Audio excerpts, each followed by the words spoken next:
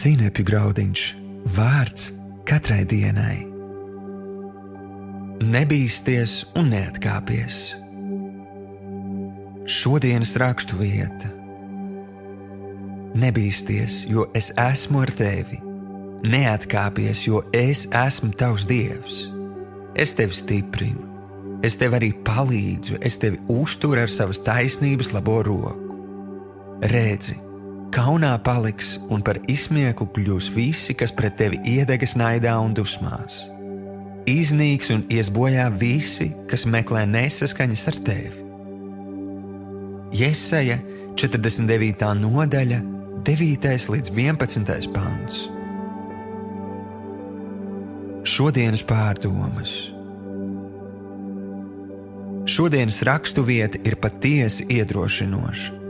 Dievs apsola būt ar mums, stiprināt, palīdzēt, uzturēt, likt kaunā tos, kas saceļas pret mums. Taču kā jau visi Dieva apsolījumi, arī šie ietver nosacījumus, kas tos aktivizē. Šoreiz Dievs izceļ divus – nebīsties un neatkāpies. Dievs zina, ka tu ej caur situācijām, kurās var rasties vēlme izbīties un atkāpties no paļāvības uz viņu. Taču, lai arī cik cilvēcīgi kādā situācijā būtu pakļauties bailēm, gribu, lai tu apzinies, ka Dievs tev ir dāvājis ticības dāvanu. Lieto to, un tu redzēsi Dieva stipro roku. Darbojamies tavā labā.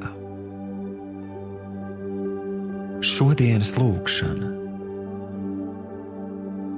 Tēvs, es izvēlos nebīties, jo zinu, ka tu esi ar mani. Es izvēlos neatkāpties no tevis. Paldies, ka stiprini mani. Paldies, ka palīdzi man. Paldies, ka uzturi mani. Tiešām, kaunā paliks visi, kas saceļas pret mani. Jēzus vārdā. Āmen.